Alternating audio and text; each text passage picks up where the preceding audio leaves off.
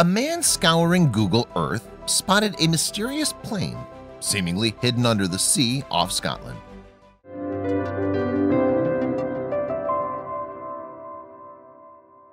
Robert Morton of Doncaster, England, was browsing Google Earth when he came across something truly shocking visible in the sea off the Scottish coast, an apparent underwater plane.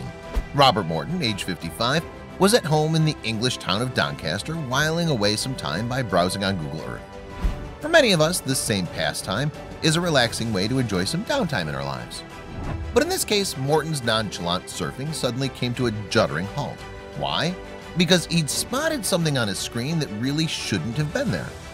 Google Earth works by taking satellite and aerial photographs and stitching them together to give a highly accurate 3D picture of our planet from above. You can get a similar effect on Google Maps if you turn on the satellite setting, although this doesn't offer the advanced features of Google Earth. At any rate, people with time on their hands can gaze upon some extraordinary sights thanks to Google's all-seeing computer program. Take the Davis-Monthan Boneyard, for example. It's a kind of cemetery, but for planes rather than humans. Located in Arizona, the Boneyard is in fact a huge storage facility for surplus military and government planes. Then there's Oprah. Yes, Oprah Winfrey. Back in 2004, you see, a farmer in Arizona decided to create a tribute to the TV star by making her likeness in a 10-acre field of corn. The whole thing is actually a maze, but of course you can only get the full effect of the image from up in the skies above it or using Google Earth. A curiosity from elsewhere in the world, here a field in Cordoba, Argentina, comes in the shape of a giant guitar pictured above. This too is a vegetation creation, but in this case it's not corn making up the image, it's trees. And there's actually a sad story behind the guitar depiction as well. You see, a farmer named Pedro Ureta created it in 1977 as a memorial to his late wife. Every so often, Google Earth throws up some pretty awesome wildlife sites as well. Yes, it turns out that you don't always need the guiding hand of Sir David Attenborough to witness some of nature's most wondrous scenes, like this herd of elephants in Chad, also captured by Google's program, for example. Sometimes, though, the phenomena that you'll find on Google Earth can appear downright sinister. For instance, in this scene, captured somewhere in the Netherlands, it looks very much as if someone has dragged a bloody body out on the wooden pier.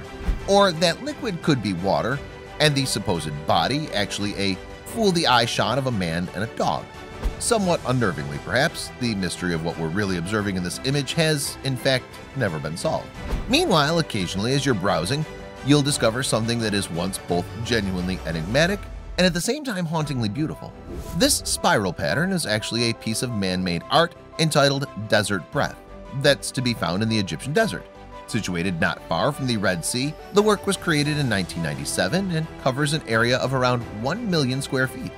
And then there's the unfortunate SS Jassim, a cargo ship flying the Bolivian flag. The Jassim sank in 2003 after running aground. The ship, in fact, came to grief in the Wingate Reefs, which are in the Red Sea some distance out from the Sudanese coastal city of Port Sudan. But let's get back to Robert Morton in Doncaster. A dad with 3 children, Morton works as a mechanical fitter, when he's not browsing Google Earth, that is. And it was on November 5th, 2018 that Morton saw a shape on his screen that brought him up short. Using Google Earth, Morton was specifically looking at the stretch of sea just off the beachfront resort of Portobello in Scotland. With its sandy beach, this destination is a popular one among day trippers from Edinburgh, with the city center of the Scottish capital lying just 4 miles to the west. As for the coastal resort's name, it harks back to the Battle of Portobello, a 1739 victory for the British over the Spanish in Panama. But as mentioned, it was the sea off the beach of Portobello to which Morton was paying particular attention. This expanse of water goes by the name the Firth of Forth. Firth, you see, is the Scottish word for estuary, while Forth is the name of the river that flows into the North Sea. Now, as Morton used Google Earth to scroll around the sea a little more than half a mile from Portobello Beach, he noticed a small object. So intrigued, he began to zoom in on it. Speaking to British newspaper the Daily Mirror, Morton described what happened next. "I was just looking on Google Earth on Monday and by chance I came across the picture of the aircraft. It looks like it's in the sea just off the coast of Edinburgh. It looks like it's underwater," said Morton. "It's very, very strange. It's incredible." Morton then continued with the description of his extraordinary discovery of an apparent submerged aircraft. "It appears to be underwater," he said, "and it's hard to argue with that appraisal. It does indeed look exactly like a plane lying on the seabed just off the Scottish coast." However, Morton himself was actually doubtful of the evidence of his own eyes. "I've never heard of any aircraft crashing leaving Edinburgh or in that area," he admitted. Edinburgh Airport is, for the record, about 12 miles west of the location of this supposed submerged plane, and Morton, as a matter of fact, already came up with a more plausible explanation all on his own. "I know the plane isn't really in the water. It's probably the satellite looking down on it through thin cloud giving it that appearance," he told the Daily Mirror. "It may just be another Google anomaly," Morton continued. And then, as if on cue, a spokesperson from Google piped up with a logistical explanation for the bizarre airplane image. "The reason it looks like the plane is underwater is because each satellite image you see on the map is actually a compilation of several images," he said. "Fast-moving objects like planes often show up in only one of the many images we use for a given area, and when this happens, faint remnants of the fast-moving object can sometimes be seen," the representative from Google continued.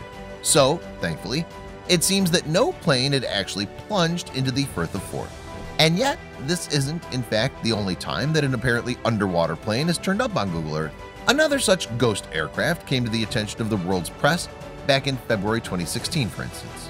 This one was in Lake Harriet in Minneapolis, and on that occasion, one Susan Kadrecha spoke for Google. "In short, each satellite image you see on the map is actually a compilation of several images," she explained to the Minneapolis Star-Tribune newspaper. So the incredulous out there will just have to keep on scouring.